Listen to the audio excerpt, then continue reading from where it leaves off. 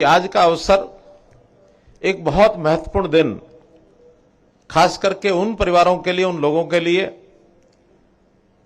जो अपना जीवन यापन बहुत कठिनाई से करते हैं, जिनको हम एक कैटेगरी, जिसको बीपीएल कैटेगरी कहा जाता है, बिलो पॉवर्टी लाइन, ऐसे परिवारों के लिए एक यादगार दिन बनकर के आ रहा है। हर किसी समाज के चिंतक व्यक्ति की एक इच्छा होती है कि समाज हमारा सुखी हो।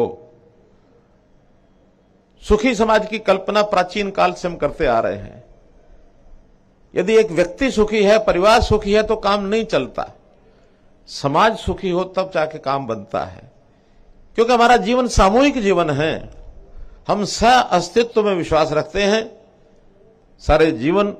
सारे समाज का जीवन अगर सुखी होगा तो हम सब सुखी होंगे।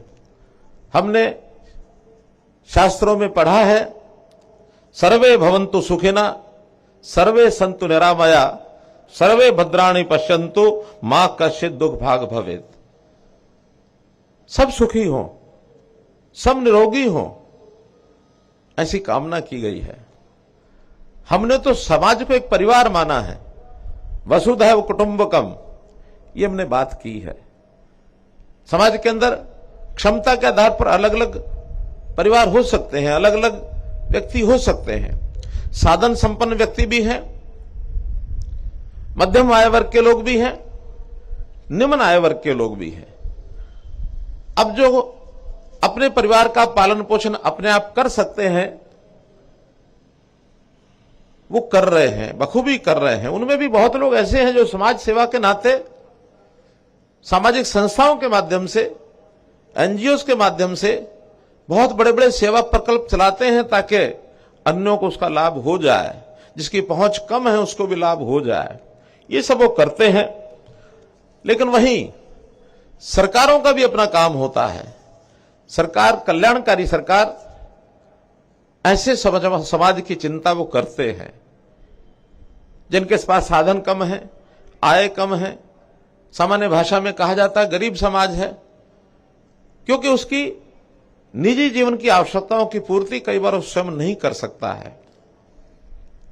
तो ऐसा विचार हमारे देश के प्रधानमंत्री श्री नरेंद्र मोदी जी के मन में आरंभ से ही है। चाहे वो वर्षों तक गुजरात के मुख्यमंत्री रहे हों, और चाहे पिछले 8 वर्ष से 8.5 वर्ष हो गए हमारे देश का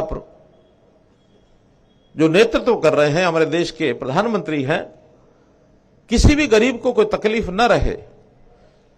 चाहे उन्होंने उनके चूल्हे की चिंता की हो, घर में अनाज देने की बात कही हो, सिर पर छत देने की बात कही हो, रोजगार देने की बात कही हो, स्वास्थ्य की दृष्टि से आयुष्मान भारत जैसी योजना ये 2018 में शुरू की गई है।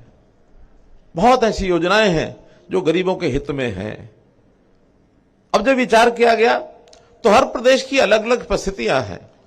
हमारे प्रदेश की परिस्थिति बाकी प्रदेशों की परिस्थिति से अलग है। बहुत प्रदेशों ने इन योजनाओं के साथ साथ उन्हें प्रदेशों की योजनाएं साथ लागू की हैं।